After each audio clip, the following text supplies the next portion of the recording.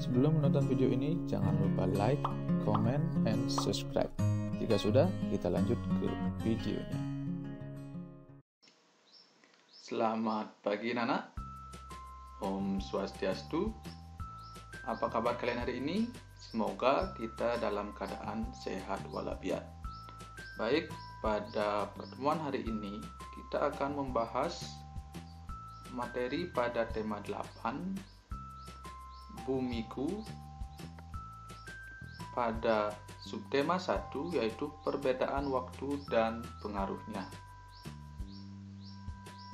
Pembelajaran 1 yaitu yang pertama, bacalah percakapan Siti dan Udin di bawah ini.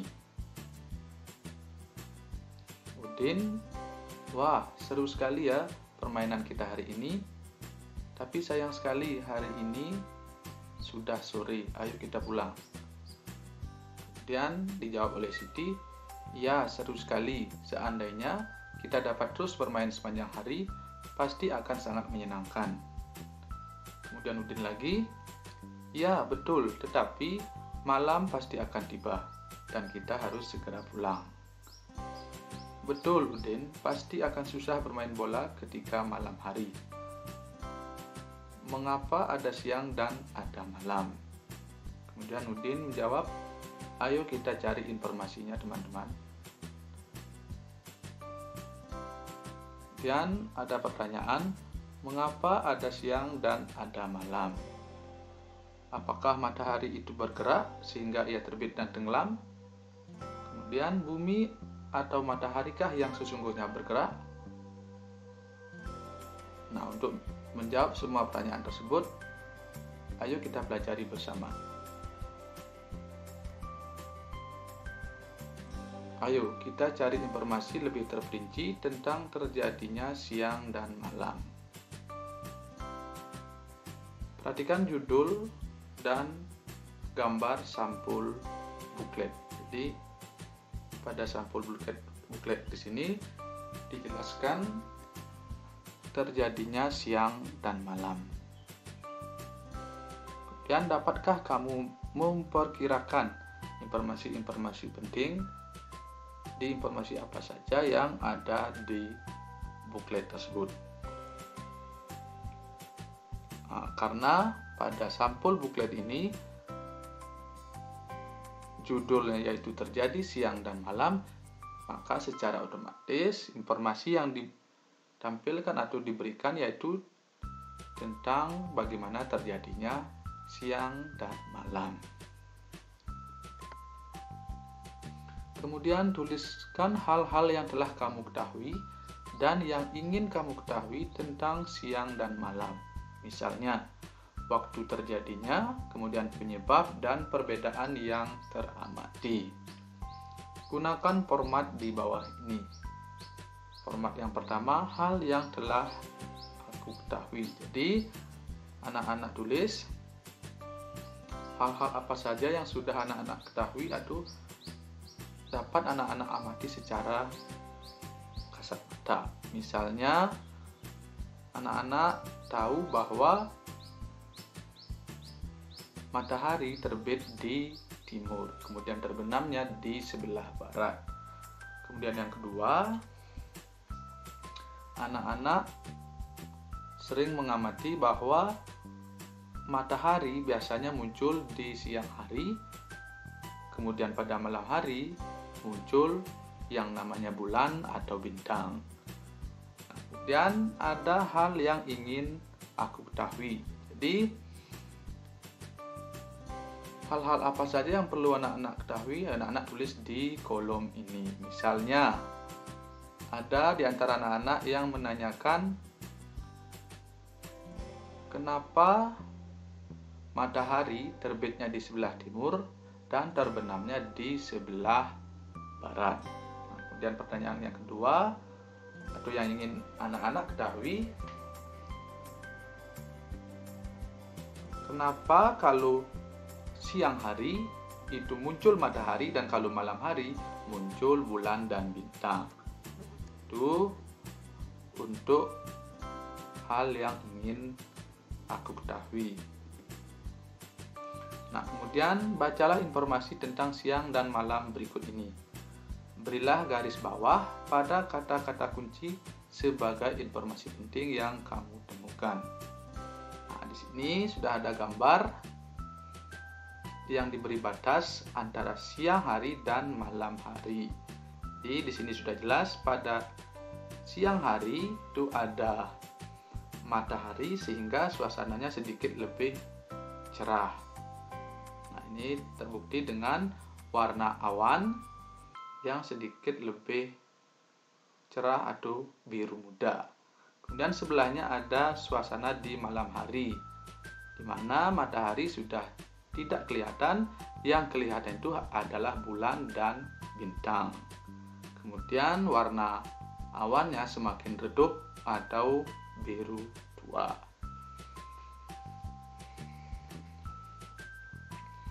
Kemudian ketika pagi hari, saat membuka jendela kamu melihat cahaya di langit. Cahaya itu tanda matahari telah terbit. Saat makan siang atau siang hari, matahari berada di tempat tinggi di langit. Saat waktunya makan malam, matahari tidak tampak lagi di langit atau tenggelam di cakrawala. Nah, pertanyaannya, benarkah matahari yang bergerak? Mari kita cari tahu pada materi selanjutnya. Nah, di sini ada gambar bumi, kemudian di sini ada kutub utara, kemudian arah rotasi. Jadi arah rotasinya seperti ini, di tanda panah, kemudian ada kutub selatan. Matahari tampak terbit di pagi hari dan tenggelam di sore hari karena terjadinya rotasi bumi. Bumi terus berotasi sehingga matahari tampak terbit di sebelah timur dan tenggelam di sore hari. Sekali lagi, ini karena rotasi bumi atau perputaran bumi pada porosnya. Nah, pertanyaannya, bagaimana hal ini dapat terjadi? Bumi bergerak seperti gerakan permainan gangsing. Planetmu bergerak mengelilingi garis khayal yang disebut sumbu. Gerakan bumi mengelilingi sumbu atau poros disebut rotasi bumi. Waktu bumi mengalami satu kali rotasi adalah 24 jam. Artinya, satu kali berotasi, waktu yang dihasilkan yaitu 24 jam atau satu hari. Di dalam 24 jam itu ada siang dan ada malam. Sekarang lakukan percobaan. Menghadaplah kamu ke lampu, anggaplah kamu sebagai bumi dan lampu sebagai matahari. Kepalamu sebagai poros bumi. Kemudian berputarlah di tempat pelan-pelan sambil mengamati posisi lampu terhadap dirimu dengan arah berlawanan arah jarum jam. Demikianlah matahari yang tampak bergerak. Sesungguhnya bumilah yang bergerak. Peristiwa pergerakan tersebut dinamakan sebagai gerak semu harian matahari. Kemudian ada pertanyaan, mengapa gerak matahari dikatakan semu? Tentu kamu tahu bahwa gerak tersebut bukanlah gerak matahari yang sesungguhnya. Peristiwa itu terjadi karena adanya perputaran bumi pada porosnya. Gerak bumi itulah yang menyebabkan matahari seolah-olah bergerak dari timur ke barat. Untuk memahami lebih dalam tentang gerak semu, ayo lakukan kegiatan berikut ini. Nah, pada kegiatan 1 atau simulasi tentang gerak semu, kamu dan temanmu akan melakukan kegiatan bersama untuk memahami tentang gerak semu matahari. Ikuti langkah-langkah kegiatan di bawah ini. 1. Anggaplah kamu sebagai A dan temanmu sebagai B. Dan yang kedua, perhatikan gambar dan berdirilah sesuai dengan posisi yang ditunjukkan oleh gambar. Jadi ini gambarnya ada A, kemudian temanmu B. Kemudian keterangannya A dan B berdiri di posisi yang sejajar. Jadi sejajar. Kemudian yang ketiga, A menutup mata dan berdiri tetap pada posisinya. Itu artinya A tidak boleh berpindah-pindah.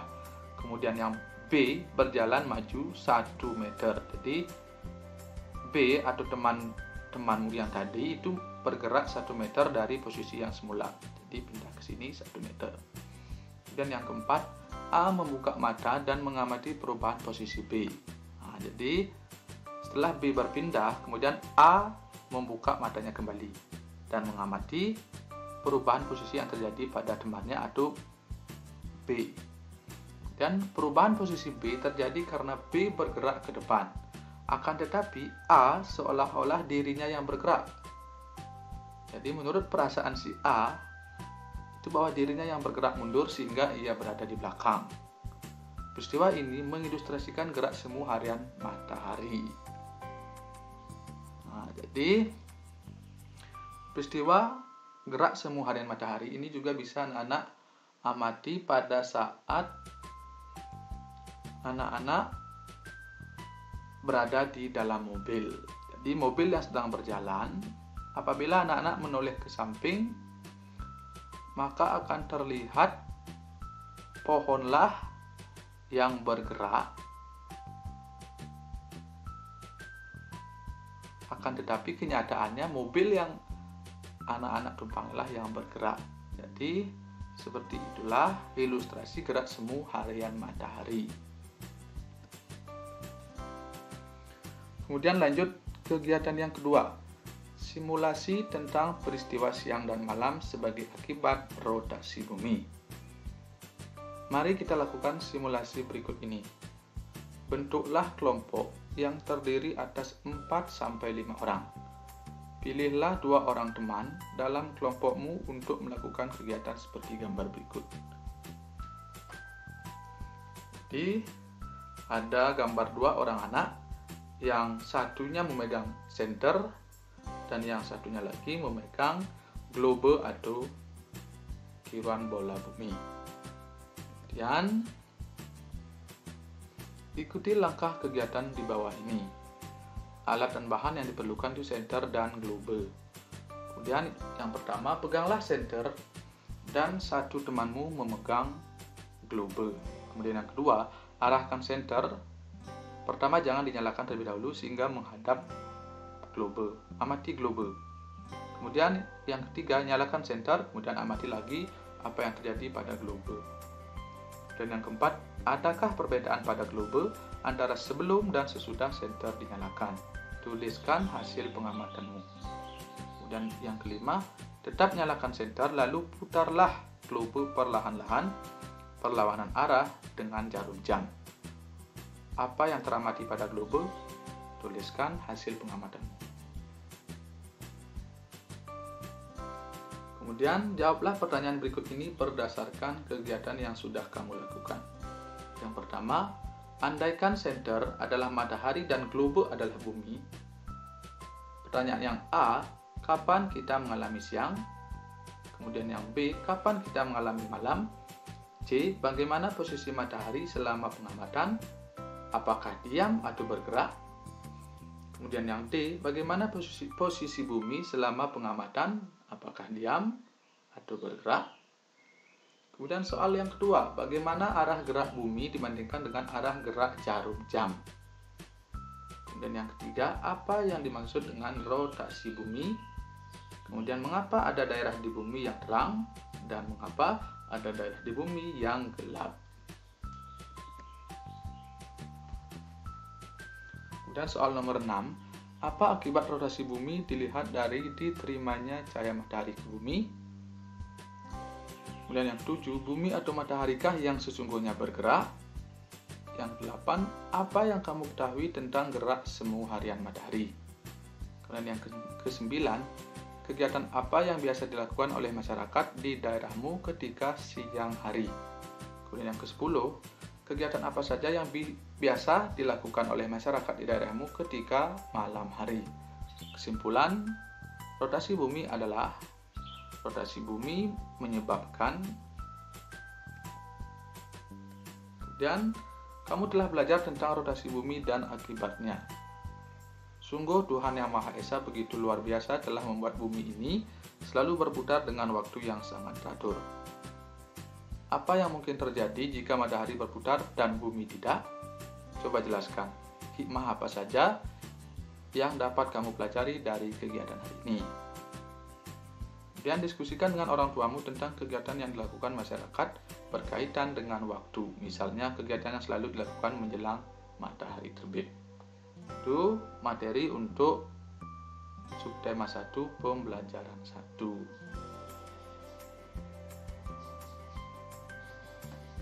Kemudian lanjut ke pembelajaran 2. Kita tinggal di planet bumi. Planet bumi mengalami siang dan malam. Pergantian siang dan malam menunjukkan adanya perbedaan waktu. Nah, saat ini kita akan belajar tentang perbedaan waktu yang terjadi di bumi. Apa penyebab dan pengaruh perbedaan waktu bagi kita ya? Ayo kita pelajari.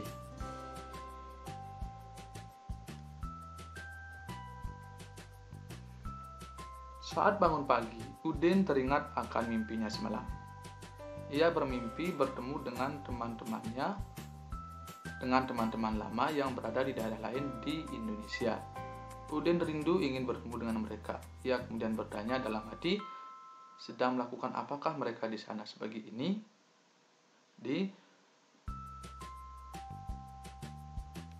Ini ilustrasi gambar pada saat Udin bermimpi. Dan selanjutnya, yuk kita amati kegiatan teman-teman Udin di bawah ini. Ini waktu yang ada di Indonesia. Yang pertama itu ada waktu Indonesia bagian Barat atau yang disingkat dengan WIB atau WIB. Kemudian ada waktu Indonesia bagian Tengah atau WITA. Kemudian yang terakhir ada waktu Indonesia bagian Timur atau WIT atau WIT. Jadi ada 3 perbedaan waktu.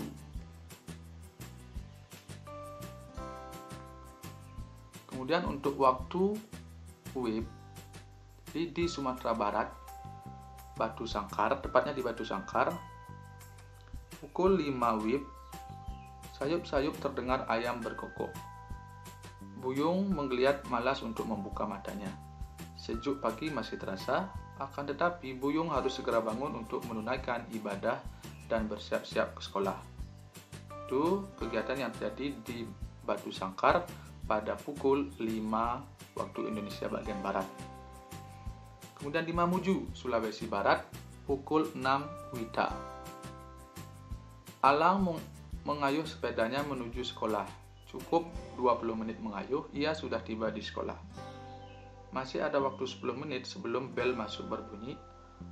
Alang selalu datang lebih awal agar ada waktu untuk bermain dengan teman-teman sebelum memulai pelajaran. Kemudian di waktu Indonesia Timur, yaitu di Jailolo, Maluku Utara, Ferdi membaca sekilas soal di kertasnya dengan tersenyum.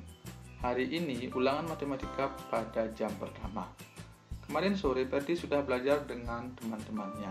Ia yakin soal yang diberikan Pak Sami dapat dikerjakannya dengan mudah. Pada ilustrasi ini terdapat perbedaan waktu di mana pada saat yang sama di Sumatera Barat, tepatnya di Batu Sangkar, itu pukul 5, namun di Mamuju pukul 6 karena berada di posisi waktu Indonesia bagian tengah. Nah, kemudian di Jailolo itu pukul 7 waktu Indonesia bagian tengah, bagian timur. Jadi perbedaannya dari waktu Indonesia Barat ke waktu Indonesia Tengah, kemudian dari waktu Indonesia Tengah ke waktu Indonesia Timur, itu perbedaannya 1 jam.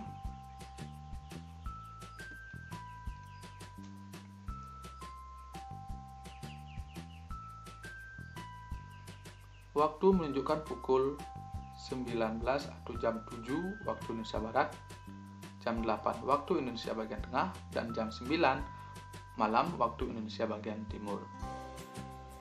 Di Batu Sangkar, Sumatera Barat, pukul 7 atau 19.00, 7 malam, Buyung mengambil nasi dan sayur. Buyung dan keluarganya makan malam bersama.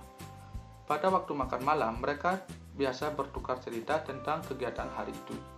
Buyung bersyukur ayah dan ibu selalu menemaninya setiap malam. Waktu makan malam selalu menjadi waktu yang dinanti oleh Buyung.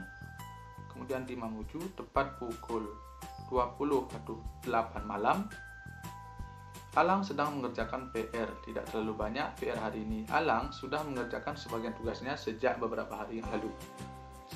Satu jam lagi, Alang harus bersiap-siap tidur. Pada hari sekolah, ibu tidak mengizinkan Alang menonton televisi. Alang paham ibu ingin dia konsentrasi dalam belajar. Kemudian di Jailolo, Maluku Utara, pada saat yang sama, yaitu pukul 21:09 malam. Hujan rintik-rintik masih terdengar di luar. Dingin udara malam mulai terasa. Perdi sudah akan berselimut di tempat tidurnya. Kantuk mulai datang, tetapi Perdi masih mencoba untuk menyelesaikan membaca beberapa halaman bukunya. Ia terbiasa membaca buku sebelum tidur, namun Perdi tidak membaca sambil tiduran. Pada masing-masing daerah atau lokasi,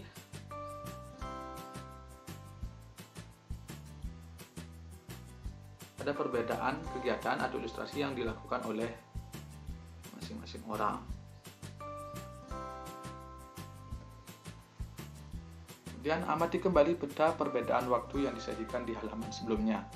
Tuliskan perbedaan waktu yang kamu temui berdasarkan wilayah pada peta. Bagaimana perbedaan itu memengaruhi kegiatan teman-teman Udin yang diceritakan di atas? Menurutmu, apakah penyebab perbedaan waktu tersebut? Dari cerita tentang kegiatan teman-teman Udin yang tinggal di tempat yang berbeda, apa yang dapat kamu simpulkan? Tulis jawaban anak-anak di kolom yang sudah disediakan.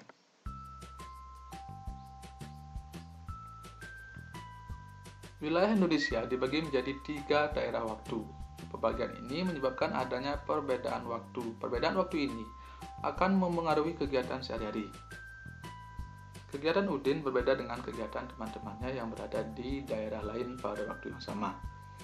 Perbedaan tersebut ada hubungannya dengan pembagian waktu di Indonesia. Oleh karena itu, Udin ingin mengetahui apa yang menjadi dasar pembagian waktu di Indonesia. Udin juga ingin mengetahui pembagian waktu di dunia. Kamu akan membantu Udin untuk memahaminya melalui kegiatan berikut ini. 1. Amati gambar peta berikut atau bola dunia yang ada di kelasmu. Jadi pada gambar ini yaitu peta Indonesia, di mana ada Aceh di ujung, kemudian Sumatera Utara, kemudian Riau, ada Jambi, Nusa Tenggara Barat, ada Bali, dan yang pojok sini ada Papua. Yang kedua, amati garis yang melintang pada globe atau petamu yang membelah bumi menjadi belahan utara dan selatan. Dan yang ketiga, amati pula garis membujur yang membelah bumi menjadi belahan barat dan timur. Jadi,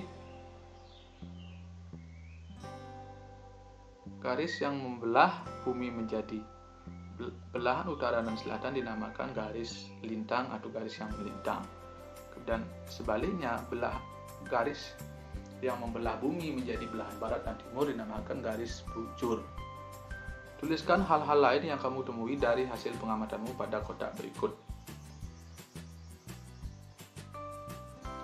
Bacalah dan cermati teks informasi berikut ini. Sebelum kamu mulai membaca, lakukan kegiatan di bawah ini. 1. Sebutkan kata kunci yang kamu ketemukan pada judul bacaan. 2. Berdasarkan kata kunci tersebut, perkirakan informasi yang akan kamu dapatkan dari bacaan.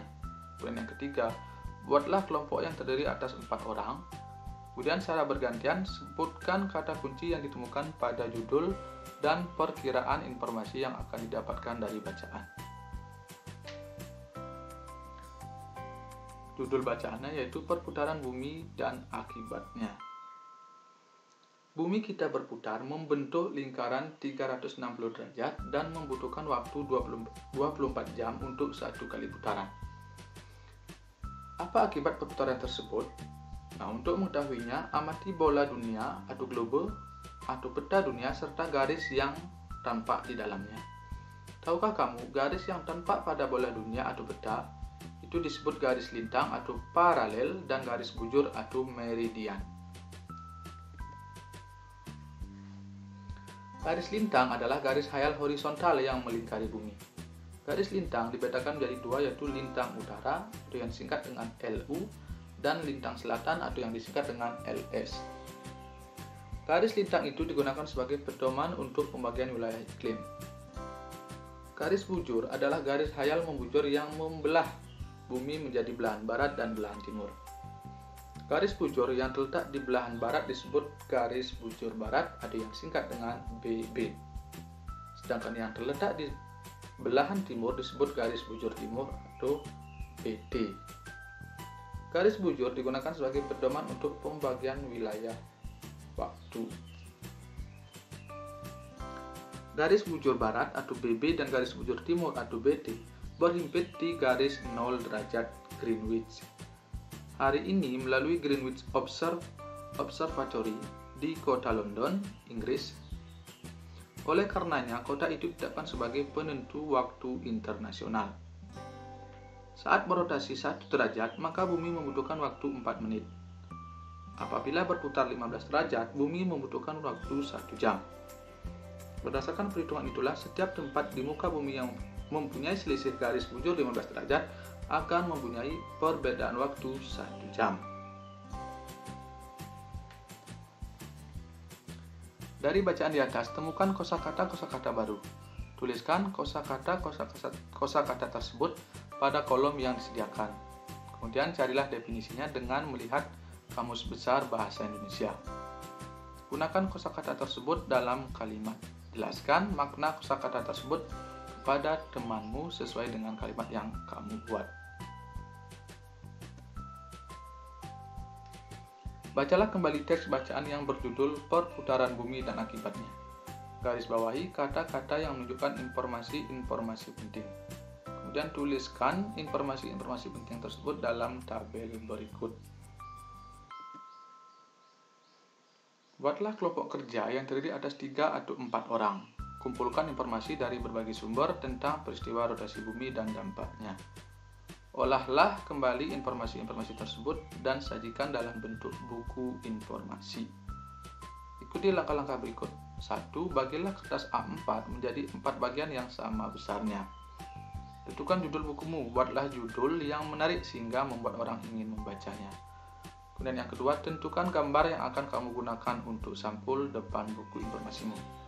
Kemudian yang ketiga, halaman 2 berisi penjelasan tentang peristiwa rotasi bumi dan akibatnya. Kemudian halaman 3 berisi kegiatan percobaan yang dapat dilakukan untuk menunjukkan fenomena rotasi bumi dan akibatnya. Dan yang kelima, halaman 4 berisi kosakata yang berkaitan dengan peristiwa rotasi bumi dan definisinya. Jadi contohnya seperti ini, ada judul, kemudian gambar sampul, kemudian oleh artinya siapa yang membuat. Kemudian halaman kedua, penjelasan tentang peristiwa rotasi bumi dan akibatnya. Kemudian halaman 3, kegiatan percobaan yang dapat dilakukan. Kemudian halaman 4, kosakata yang berkaitan dengan peristiwa rotasi bumi dan definisinya. Sungguh luar biasa keagungan Tuhan. Bumi, langit, dan isinya adalah bukti nyata mahakarya Tuhan Yang Maha Esa. Sudah selayaknya kita selalu mengucapkan syukur atas anugerah tersebut. Alam raya ciptaan Tuhan sungguh mengagumkan. Rasa kagum manusia terhadap ciptaan Tuhan dapat diungkapkan melalui berbagai cara. Salah satunya adalah melalui lagu. Ingatkah kamu tentang interval nada? Kamu telah mempelajari tentang interval nada di tema sebelumnya. Ayo kita ingat kembali materi tentang interval nada. Jarak antara dua buah nada dikenal sebagai interval. Jika dua buah nada tersebut dimainkan secara bersama-sama, kita mengenalnya dengan istilah interval harmonis. Jika dua buah nada tersebut dimainkan satu nada kemudian disusul dengan nada yang lain secara berurutan, kita mengenalnya dengan istilah interval melodis. Pernahkah kamu mendengar lantunan lagu Ambilkan Bulan Bu? Lagu Ambilkan Bulan Bu merupakan lagu anak-anak ciptaan Bapak Ade Mahmud. Di Bapak Ati Mahmud menciptakan banyak lagu anak-anak yang syarat dengan makna. Amati lirik dan notasi lagu, ambil yang berjudul Ambilkan Bulan Bu di bawah ini. Identifikasilah interval nada pada lagu, ambilkan bulan Bu dengan tangga nada C mayor. Gunakan gambar interval nada di bawah ini sebagai acuanmu. Dapatkah kamu menemukan interval dalam lagu Ambilkan Bulan Bu? Interval seperti apa yang kamu temukan dalam lagu tersebut? Dan berlatihlah menyanyikan lagu Ambilkan Bulan Bu, lantunkan lagu tersebut di depan kelas dengan percaya diri. Kamu sudah belajar tentang banyak hal hari ini. Buatlah ringkasan sederhana untuk mengingatkanmu kembali tentang hal-hal yang sudah kamu pelajari. Kamu dapat menggunakan poin-poin di bawah ini sebagai acuan untuk membuat ringkasanmu. Pertama, jelaskan kosakata yang terkait dengan topik, rotasi, garis lintang, garis bujur. Jelaskan pemakaian waktu khususnya di Indonesia. Dan yang terakhir, jelaskan pengaruh dari peristiwa rotasi bumi. Dan selanjutnya pembelajaran 3. Bacalah percakapan Alan dan pamannya di bawah ini. Alan senang sekali karena pada hari Minggu, pamannya yang tinggal di Singapura akan datang menengok dia dan keluarganya. Perhatikan percakapan Alan dan pamannya melalui telepon di bawah ini. Halo Alan. Halo Paman, apa kabar? Baik Alan, bagaimana dengan Alan dan keluarga? Baik Paman, saya dengar Paman akan mengunjungi kami hari Minggu depan. Ya betul Alan, kita akan bertemu hari Minggu depan. Wah, asik sekali. Ngomong-ngomong, Paman sedang apa sekarang? Kami sedang bersiap untuk makan siang, Alan. Wah, kami sudah selesai makan siang 1 jam yang lalu, Paman. Kami biasa makan siang pukul 12 di sini. Iya Alan. Sama, kami juga makan siang pukul 12, tetapi karena waktu di Singapura 1 jam lebih lambat dari Jakarta, maka sekarang sebenarnya di Singapura juga jam 12 siang, Alan. Wah, iya, saya lupa, Paman. Padahal, baru kemarin belajar tentang perbedaan waktu. Baiklah, Alan, nanti kita sambung lagi pembicaraan kita. Sampai ketemu di hari Minggu. Baik, Paman, sampai ketemu. Paman Alan dan keluarganya tinggal di Singapura. Singapura merupakan negara tetangga kita. Kemudian apa yang maksud dengan negara tetangga? Perhatikan peta di bawah ini. Ini adalah gambar peta Asia Tenggara. Negara tetangga adalah negara-negara yang berada di sekitar Indonesia. Negara tetangga Indonesia berada di kawasan Asia Tenggara yang terdiri atas ada Laos, kemudian Thailand, Myanmar, kemudian Vietnam, Kamboja, Malaysia, Singapura, Brunei Darussalam, Filipina, dan Timur Leste. Jadi beberapa negara inilah yang berada di sekitar negara Indonesia. Cermati teks berjudul Kawasan Asia Tenggara berikut ini. Sebelum mulai membaca, lakukan kegiatan di bawah ini. 1. Bacalah judul bacaan dan perkirakan informasi yang mungkin kamu dapatkan dari bacaan. Sajikan perkiraan informasi tersebut dalam format sebagai berikut. Kawasan Asia Tenggara itu judulnya, kemudian nama dan kelas, kemudian di tengahnya ada perkiraan informasi penting yang akan aku dapatkan dari bacaan. Kemudian di sekelilingnya itu anak-anak buat. Bacalah informasi di bawah ini dengan cermat. Kawasan Asia Tenggara. Asia Tenggara terletak pada 29 derajat lintang utara dan 6 derajat lintang selatan. Berdasarkan garis lintangnya, hampir seluruh wilayah Asia Tenggara berada di daerah tropis.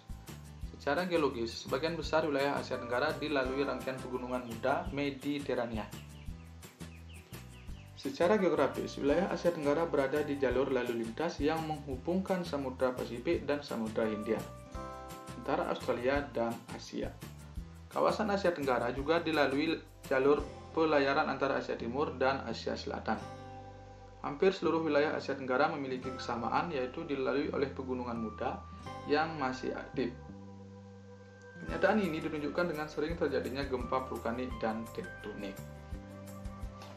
Sebagian besar wilayah Asia Tenggara terletak di daerah tropis.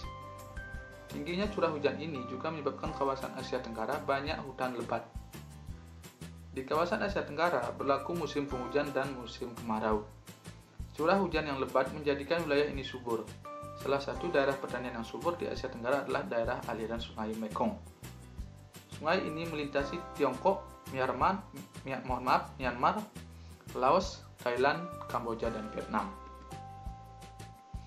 Perhatikan kembali peta Asia Tenggara. Identifikasilah negara-negara yang ada di Asia Tenggara. Negara-negara yang terletak di kawasan Asia Tenggara. Ditulis pada kolom yang disediakan. Tuliskan informasi penting yang kamu peroleh setelah membaca teks kawasan Asia Tenggara. Tuliskan informasi tersebut dalam format yang disediakan dan bandingkan dengan perkiraan informasi yang sebelumnya kamu tuliskan. Apakah kamu menemukan persamaan atau perbedaan? Kemudian tulis hasil perbandingannya. Ayo kita cari informasi tentang keadaan alam Singapura. Keadaan alam negara Singapura. Singapura merupakan negara kepulauan. Pulau Singapura dengan ukuran panjang 41,8 km dan lebar 22,9 km merupakan pulau terbesar di negara itu. Hampir semua wilayahnya berupa dataran rendah. Suhu udaranya di Singapura rata-rata 26 derajat Celcius. Republik Singapura terletak 137 km di utara Khatulistiwa. Selat Johor memisahkan Malaysia dan Singapura. Singapura merupakan negara kepulauan yang memiliki 63 pulau kecil. Pulau-pulau itu antara lain Pulau Tekong, Pulau Ubin, dan Pulau Sentosa. Lokasi tertinggi di Singapura berada di Bukit Timah dengan ketinggian 163,63 meter. Cagar alam yang terkenal terletak di Bukit Timah Nature Reserve. Ada pula taman botani yang terkenal yaitu Singapore Botanic Garden. Kemudian ada bahasa yaitu Melayu, Cina, Tamil, Inggris. Kemudian agama ada Tao terbesar, kemudian Buddha, Islam, dan Kristen. Laku kebangsaan yaitu Majulah Singapura.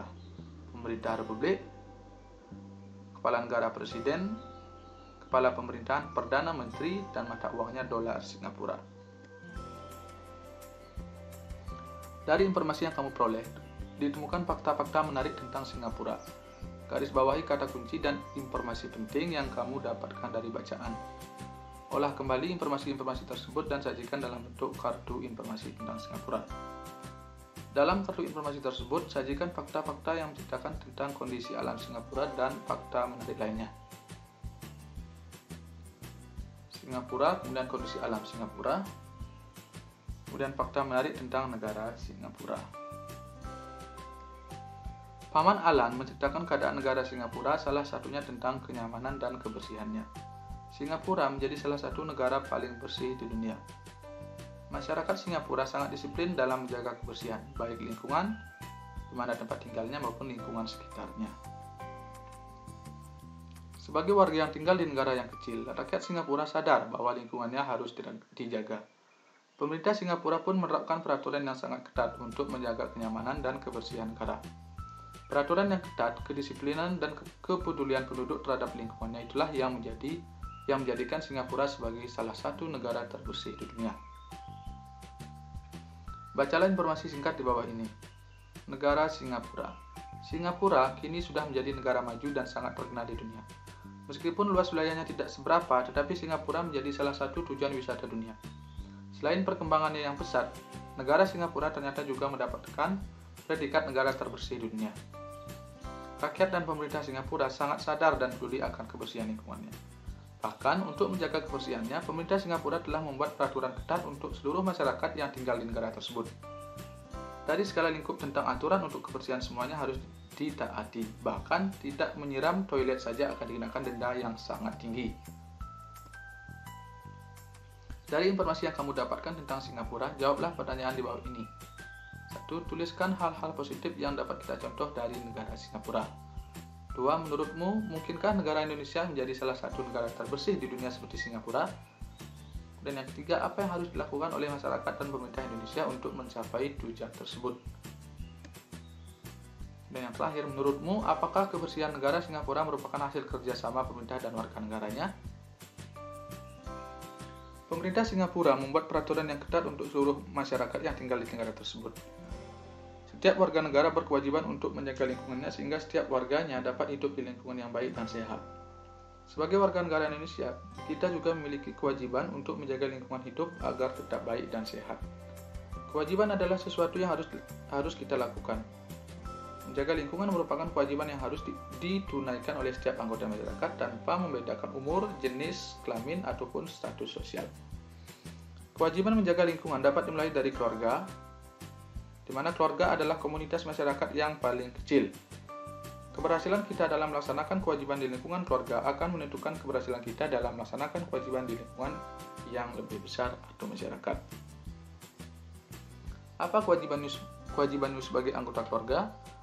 Bandingkan kewajibanmu dengan kewajiban temanmu di keluarganya. Apakah sama ataukah berbeda? Di setiap anggota keluarga memiliki kewajiban berbeda dalam kehidupan sehari-hari. Setiap keluarga pun memiliki kewajiban bekerja sama untuk memastikan kehidupan bermasyarakat berjalan dengan baik. Salah satu kewajiban setiap keluarga dalam kehidupan bermasyarakat adalah menjaga kebersihan dan kesehatan lingkungan. Apa yang dapat kita lakukan di rumah untuk menjaga lingkungan? Nak tulis di kolom yang disediakan. Buatlah sebuah poster, isinya tentang rencana aksi yang akan kamu lakukan di lingkungan rumahmu sebagai cerminan pelaksanaan kewajibanmu. Kemudian tempelkan postermu di dinding dekat meja belajarmu. Gunakan poster tersebut sebagai pengingat tentang kewajibanmu dalam menjaga lingkungan rumahmu. Aksi kecilku untuk lingkungan rumahku. Itu judul posternya. Apa pendapatmu tentang kegiatan pembelajaran yang kamu lakukan hari ini? Menurutmu, apakah hal-hal yang kamu lakukan dan pelajari hari ini memberikan manfaat bagimu? Jelaskan. Kerjakan bersama orang tuamu, buatlah rencana yang akan dilakukan keluargamu sebagai salah satu perwujudan pelaksanaan kewajibanmu menjaga lingkungan di sekitar rumahmu. Dalam rencanamu tersebut, tentukan siapa saja yang akan terlibat. Tentukan pula hak dan kewajiban dari setiap orang yang terlibat. Kemudian pembelajaran yang keempat. Sore itu, Alan sedang membaca berita tentang sebuah sekolah untuk anak jalanan. Berita tersebut disajikan setelah halaman ini. 1. Bacalah judul berita tersebut, perkirakan informasi yang akan kamu dapatkan. Kemudian sajikan perkiraan informasi tersebut dalam format seperti di bawah ini. Perkiraan informasi yang akan aku dapatkan dari artikel koran yang berjudul Sekolah Anak Jalanan. Kemudian perkiraan fakta-fakta yang akan aku dapatkan dari artikel, pertanyaan-pertanyaan yang aku miliki terkait dengan judul artikel, dan pelajaran yang kira-kira akan aku dapatkan dari artikel yang aku baca. Sekolah Anak Jalanan. Republika.co.id. Usia mereka boleh jadi tidak lebih dari 10 tahun. Namun kulit mereka telah melegam terpanggang. Telapak kaki mereka mengeras dan terkelupas. Bermodalkan sandal jepit yang menipis, mereka melompat dari satu bus ke bus lain. Dari satu angkot ke angkot berikut dengan menadahkan tangan seraya menyuguhkan wajah iba. Mereka berharap mendapat sekeping 500-an atau syukur-syukur selembar 2000-an. Mereka inilah yang sejak kecil telah berpredikat sebagai anak jalanan.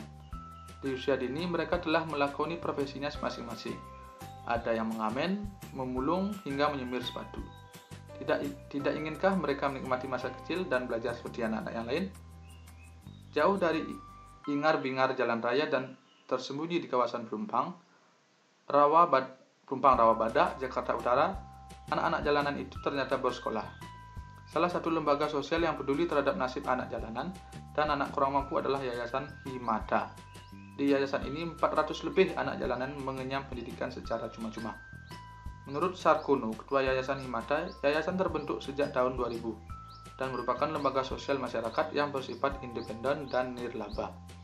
Pada 2004, Pusat Kegiatan Belajar Masyarakat atau PKBM Himata yang terletak di tengah lingkungan masyarakat kumuh disahkan. PKBM Himata hampir serupa dengan sekolah formal, tak hanya dari seragam, jam belajar pun hampir sama dengan sekolah formal kebanyakan dan berlangsung selama 5 hari dalam seminggu. Karena PKBM Himata hampir sama dengan sekolah formal, mereka membutuhkan pengajar yang tetap, tidak hanya sukarelawan. Saat ini, PKBM Himata memiliki sekitar 30 pengajar tetap dengan bayaran tak lebih dari 300.000, jauh dari kata sejahtera. Namun, mendapatkan bayaran bukanlah tujuan utama menjadi pengajar di sini. Muhammad Anwar misalnya, ia mengaku mau menjadi pengajar selama lebih dari 10 tahun karena tuntutan hati nurani untuk memberi ilmu kepada anak bangsa. Mengajar anak jalanan itu susah-susah gampang. Kalau didasari keikhlasan, bukan orientasi mengajarnya, karena materi istilah susah itu nggak ada. Ujar Muhammad Anwar, guru mata pelajaran sosiologi dan pendidikan agama Islam. Secara fisik, bangunan PKBM Himata memang memenuhi syarat, namun nasib pengajar masih kurang perhatian dari donatur. Kita ini manusiawi, memang perasaan itu ada, namun sumber rezeki tidak hanya di sini saja, tapi di luar masih ada yang penting, terus tawakal, kata dia. Setelah membaca artikel koran yang berjudul Sekolah Anak Jalanan, lengkapi format bawah ini dan bandingkan dengan format yang sebelumnya kamu isi sebelum membaca artikel. Apakah ada perbedaan? Jelaskan jawabanmu. Dari cerita tentang Pusat Kegiatan Belajar Masyarakat atau PKBM Himata, kita menjadi tahu bahwa ada orang yang rela bekerja keras agar setiap anak-anak Indonesia memperoleh pendidikan. Hampir setiap hari, kamu dan teman-temanmu pergi ke sekolah untuk belajar. Bagi beberapa anak Indonesia, kesempatan untuk bersekolah tidak mudah didapat. Supaya kegiatan bersekolah memberi manfaat bagi kehidupanmu kelak, kewajiban-kewajiban apa saja yang perlu kamu laksanakan? Buatlah kelompok yang terdiri atas 3 atau 4 orang. Diskusikan 5 kewajiban yang harus dilakukan sebagai seorang pelajar. Tuliskan hasil diskusi kelompok dan sajikan dalam bentuk karya seperti berikut. Yang bagian tengahnya itu kewajiban sebagai seorang pelajar, dan kewajiban satunya apa, kewajiban 2, kewajiban 3, dan kewajiban yang terakhir sampai kewajiban 5. Berdiskusilah dengan teman sebangkumu dan jawablah pertanyaan di bawah ini. Anggaplah kewajiban yang kamu tulis pada kegiatan di atas sebagai janji yang harus dipenuhi. 1. Jelaskan mengapa kamu memilih janji tersebut. Apakah janji itu akan memberi manfaat bagi keberhasilan pendidikanmu? 2. Apakah kewajiban yang kamu tulis merupakan hal yang harus kamu lakukan? Jelaskan jawabanmu. 3. Apakah melaksanakan kewajiban akan memberikan manfaat bagimu? Mengapa? Yang terakhir, apa yang bisa kamu simpulkan dari kegiatan ini? Kemudian nilai-nilai apa yang kamu peroleh dari kegiatan tersebut? Masih ingatkah kamu informasi tentang negara tetangga kita Singapura? Mari kita cari informasi tentang negara tetangga yang lainnya, yaitu Thailand dan Vietnam. Thailand. Wilayah geografis Thailand dapat dibedakan menjadi 4 wilayah, yaitu dataran rendah, pegunungan kapur, dan tanah genting kerak. Bagian utara dan barat wilayah Thailand merupakan pegunungan. Pohon jati banyak tumbuh di pegunungan utara. Bagian tengah wilayah Thailand berupa dataran rendah. Sungai utara di Thailand adalah Sungai Chao Phraya, Sungai Chi, dan Sungai Mun. Negara Thailand beriklim tropis. 1. Dataran rendah berada di bagian tengah. Daerah ini dialiri Sungai Chao Phraya yang mengalir ke Teluk Thailand. Daerah ini merupakan daerah subur. Daerah pegunungan berada di bagian utara dan barat. Gunung tertinggi adalah Gunung Doi Itanon dengan tinggi 2.576 meter. Pegunungan kapur berada di bagian timur yang disebut Pegunungan Plateau. Tanah genting kera yang memanjang semenanjung Thailand berada di bagian selatan. Ibu kota dari Thailand itu Bangkok, kemudian luasnya 513.115 km.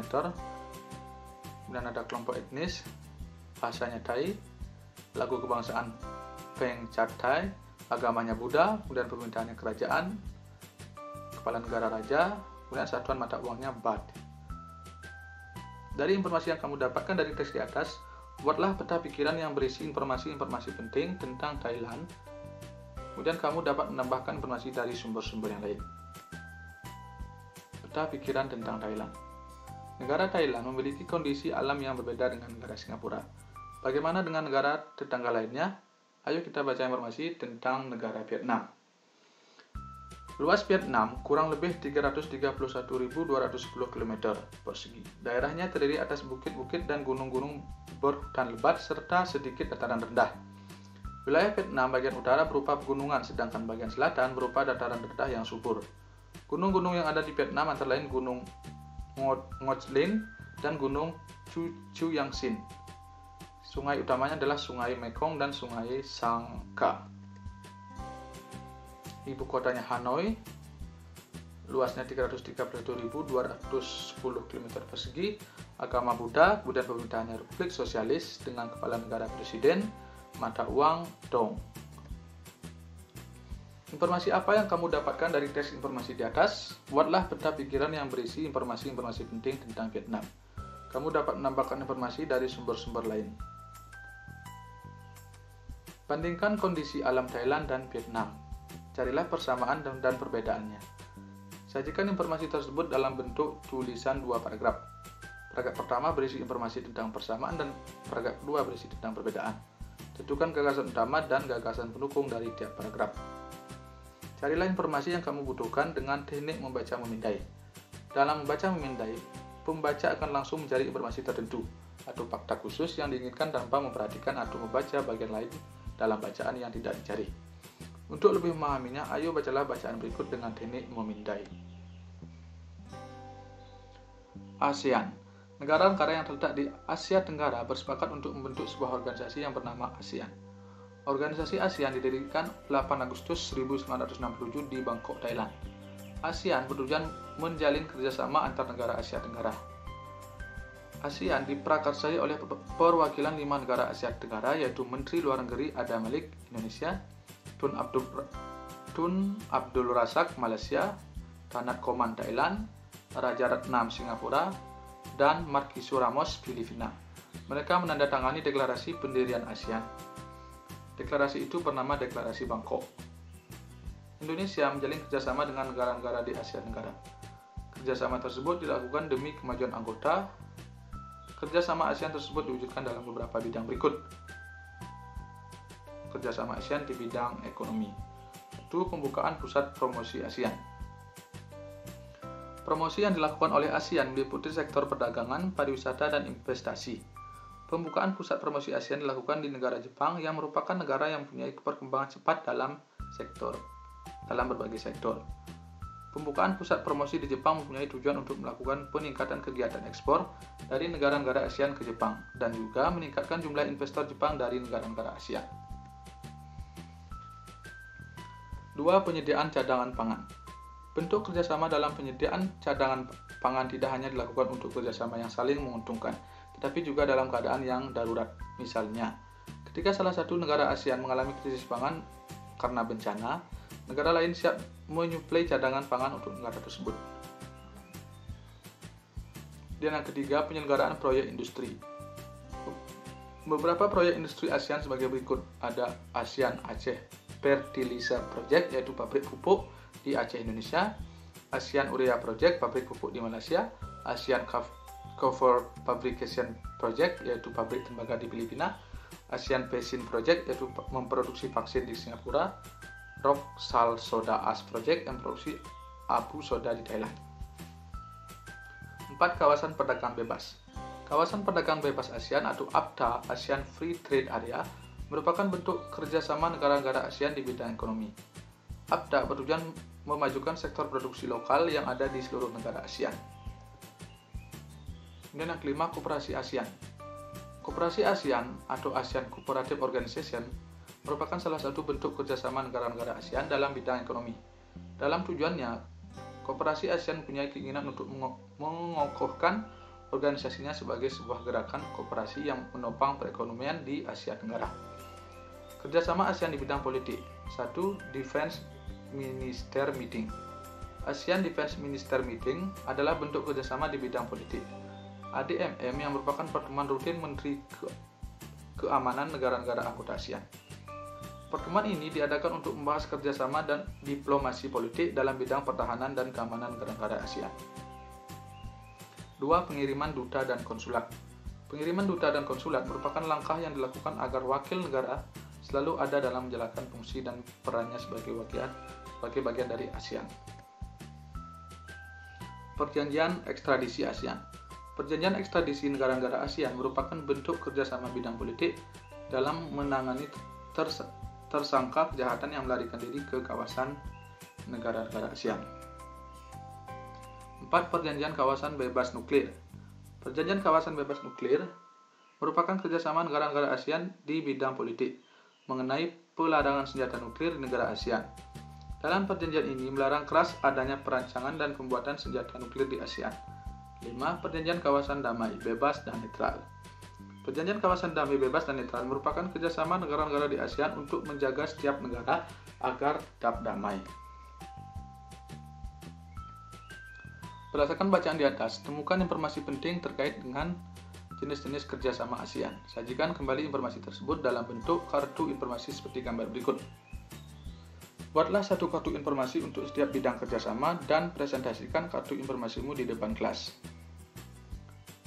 Kartu yang pertama, kerjasama ASEAN di bidang ekonomi. Kemudian kartu yang kedua, kerjasama ASEAN di bidang politik. Hal-hal penting apa saja yang kamu pelajari hari ini? Apakah menurutmu organisasi ASEAN penting bagi Indonesia? Pengalaman organisasi apa yang pernah kamu ikuti? Diskusikanlah dengan orang tuamu seandainya keluargamu diberi kesempatan untuk mengunjungi salah satu negara tetangga, negara mana yang akan keluargamu pilih? Jelaskan alasannya. Kemudian lanjut ke pembelajaran 5. Musim hujan telah tiba.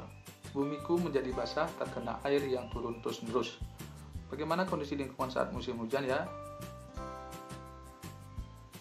Mari kita cari tahu. Ketika musim hujan tiba, bumi menjadi basah karena tersiram air hujan. Banyak tanaman mulai tumbuh, pohon-pohon yang layu karena kekurangan air tampak segar kembali. Para petani mulai menanam kembali di sawah. Cuaca yang semula panas menjadi sejuk. Musim hujan selalu dinantikan oleh banyak orang, namun ada kalanya musim hujan menyebabkan bencana. Pada bulan-bulan tertentu curah hujan sangat tinggi, namun pada bulan lainnya hujan hampir tidak pernah terjadi. Mengapa demikian? Ayo kita cari tahu. Saat membaca koran, itu terlihat keheranan. Mengapa? Di koran diinformasikan bahwa saat ini di Argentina sedang terjadi musim panas. Namun pada saat bersamaan di Kanada sedang terjadi musim dingin. Mengapa terjadi perbedaan musim di antara negara-negara di dunia? Mari kita amati gambar berikut. Amati gambar berikut ini untuk memperjelas jawabanmu.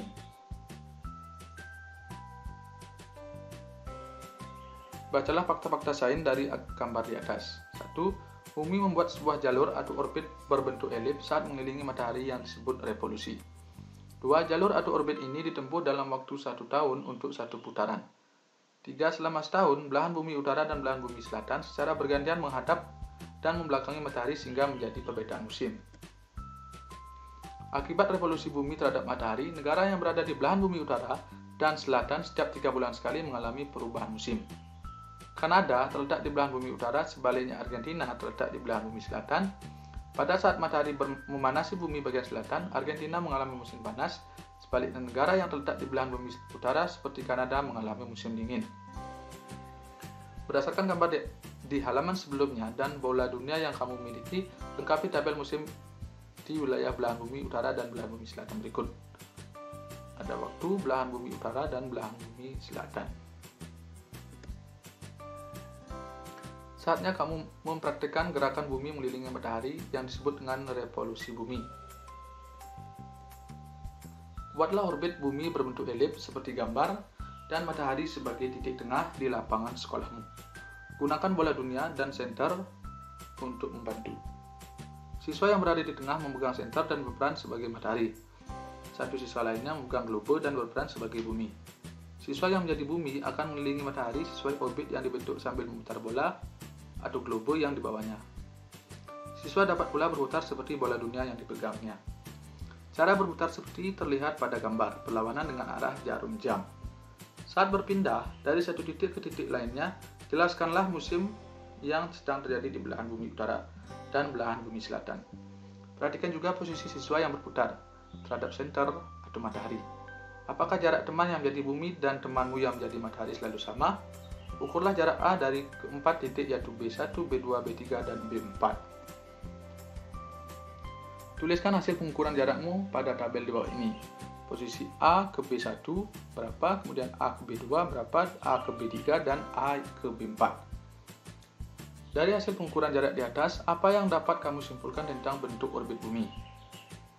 Ketika belahan bumi utara mengalami puncak musim panas, tempat-tempat di dekat kutub utara condong ke matahari sehingga hampir sepanjang hari terang. Sebaliknya, daerah-daerah dekat kutub selatan saat itu dalam keadaan gelap.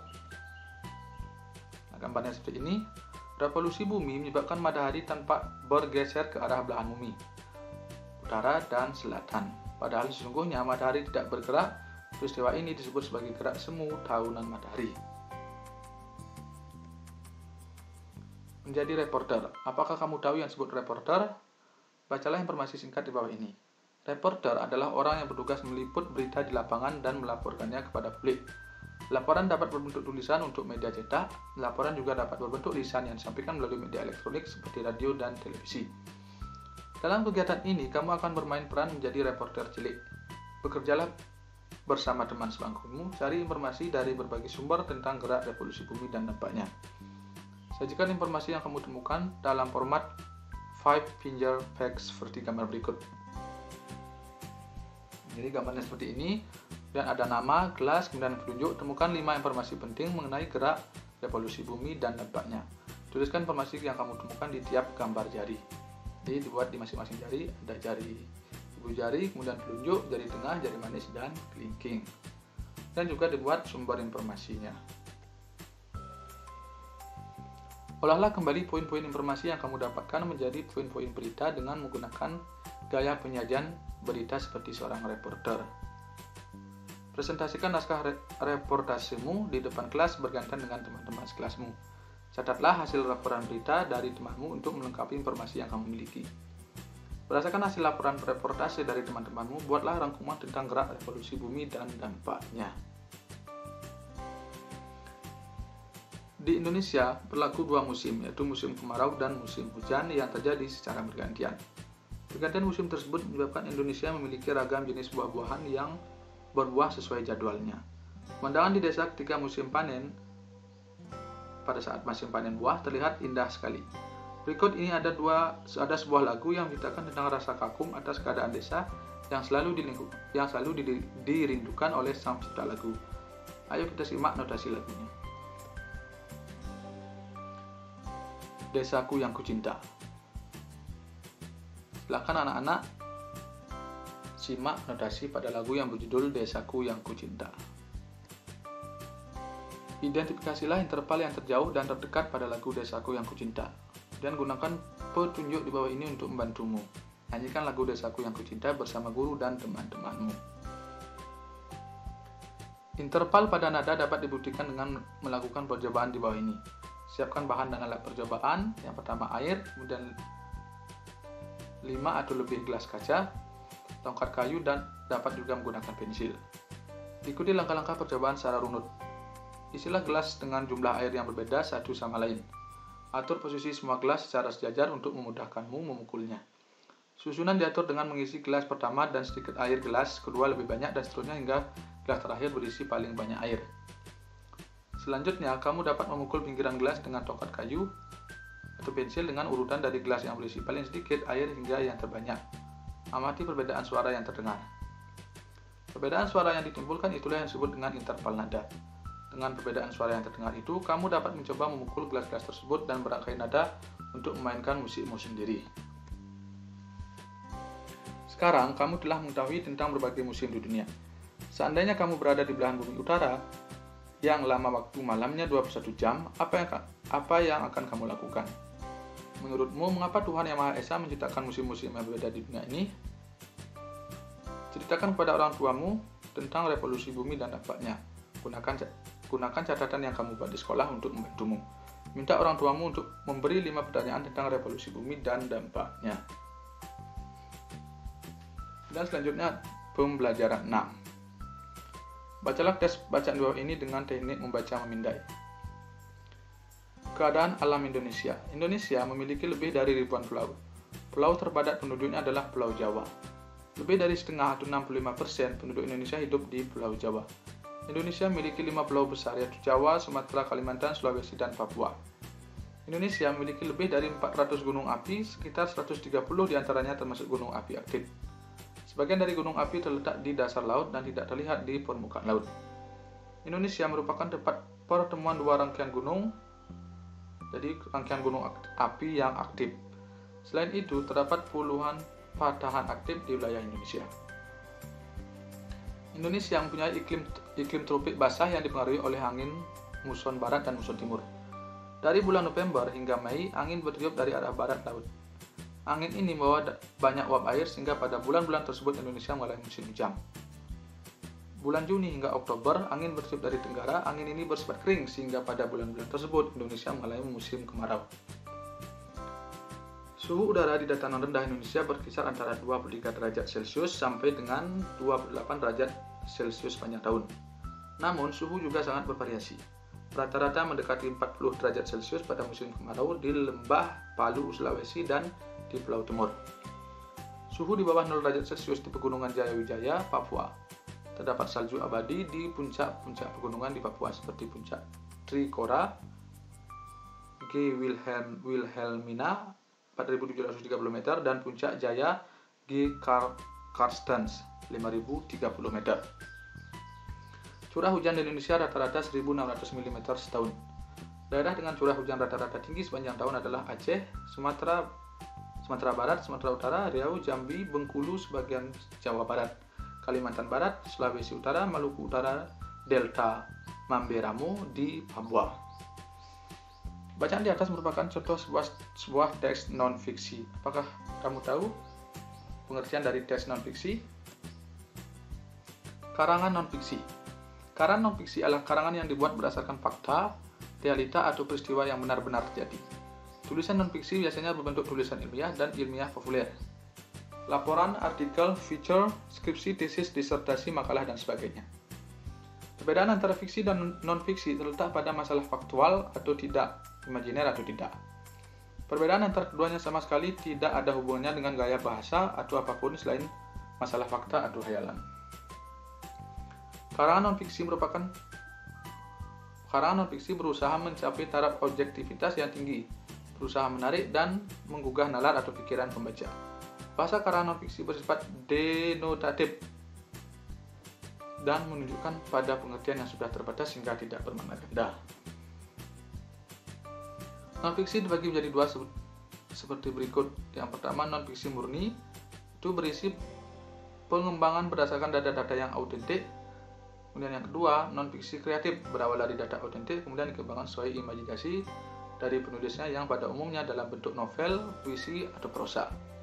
Dari tes non-fiksi berjudul Keadaan Alam Indonesia, sajikan informasi penting yang kamu temukan dalam format berikut. Kemudian nama, ada kondisi umum alam Indonesia, kemudian ciri-ciri kondisi alam Indonesia, ciri pertama, kedua, dan ketiga. Indonesia termasuk negara dengan curah hujan yang cukup tinggi. Pada musim hujan, beberapa daerah mengalami bencana banjir. Bacalah artikel tentang banjir di bawah ini. Sumbatan air dan banjir. Di Jakarta, banjir sudah menjadi peristiwa biasa. Pertama kali banjir di Jakarta terdokumentasikan pada tahun 1699. Banjir sudah terjadi di Jakarta sejak zaman kolonial. Ada hal penting terkait banjir yang harus kita ketahui, yaitu sumbatan saluran air. Sumbatan terjadi ketika Jakarta mengalami banjir. Di kota ini, banjir tidak hanya berisi air, namun terdapat banyak sampah juga. Banyak orang yang menganggap air merupakan suatu elemen penyebab polusi. Sebenarnya, sampahnya yang menyebabkan air terkena polusi. Ketika terdapat banyak sampah di sepanjang sungai, tidak ada ruangan lagi bagi air untuk mengalir karena terhambat oleh sampah tersebut. Tak pelak lagi, air pun meluap dan terjadilah banjir. Air dan sampah bercampur dan mengalir di sepanjang jalan-jalan yang biasa kita lewati. Saya percaya bahwa kita bisa mengurangi risiko banjir jika Pemda Jakarta melakukan berbagai proyek air yang dapat mengedukasi dan menginformasikan berbagai cara untuk membuang sampah yang benar beserta sanksi tersebut apabila tidak mematuhi aturan. Tutur Chandrion Adayat, seorang ahli arkeologi dan pelestari Kota Tua Jakarta. Analisislah informasi yang disajikan di artikel di atas. Identifikasilah kewajiban yang tidak ditunaikan oleh masyarakat. Jelaskan apa akibat dari kelalaian tersebut. Sebagai anggota masyarakat, kita memiliki kewajiban untuk menjaga kebersihan dan kesehatan lingkungan. Bekerjalah dalam kelompok, diskusikan kewajiban yang kamu miliki sebagai anggota masyarakat dalam menjaga kebersihan dan kesehatan lingkungan di tempat tinggal kamu. Tulislah hasil diskusi kalian dalam format yang telah disediakan.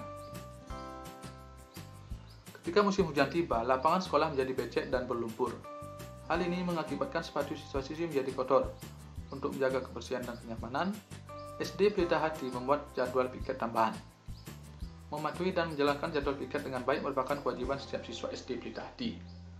Bantulah SD Pelita Hati dengan membuat daftar hal-hal yang dilakukan oleh tugas piket dan siswa-siswa lainnya sebagai perwujudan kewajibannya dalam menjaga lingkungan sekolah. Kewajiban petugas piket. Kamu sudah mengidentifikasi kewajibanmu dalam menjaga kebersihan rumah, sekolah, dan lingkungan. Tuliskan kembali kewajibanmu dalam menjaga kebersihan dan kesehatan lingkungan rumah, sekolah, dan masyarakat. Masukkan ke tabel berikut. Tempelkan tabel tersebut di tempat yang mudah kamu baca dan jadikan sebagai pengingatmu. Kewajibanmu dalam menjaga kebersihan dan kesehatan ada lingkungan rumah, lingkungan sekolah, lingkungan masyarakat. Menjaga kebersihan dan kesehatan adalah kewajiban semua penghuni sekolah. Nyanyikan lagu bersih dan sehat bersama temanmu. Nyanyikan lagu ini dan perhatikan interval nada dalam lagu. Kemudian tampilkan lagu tersebut di depan kelas. Ini lirik lagunya. Dan kamu telah belajar banyak tentang kondisi alam negara-negara tetangga kita. Apa yang akan kamu lakukan sebagai perwujudan rasa syukur atas karunia kondisi alam Indonesia yang sangat subur dan indah? Apa kewajibanmu sebagai anak bangsa ini dalam menjaga dan melestarikan kekayaan alam Indonesia?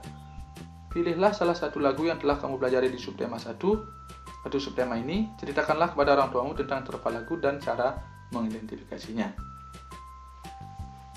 Baik, demikian penjelasan materi pada pertemuan hari ini. Semoga materi ini bermanfaat. Sebelum ke penutup, silakan anak-anak berdoa terlebih dahulu. Berdoa dimulai. Berdoa selesai. Baik anak-anak, itu demikian tadi materi yang Bapak sampaikan terkait tema 8 Bumiku pada subtema 1. Sampai ketemu di pertemuan selanjutnya. Terima kasih. Om Santi Santi Santi Om.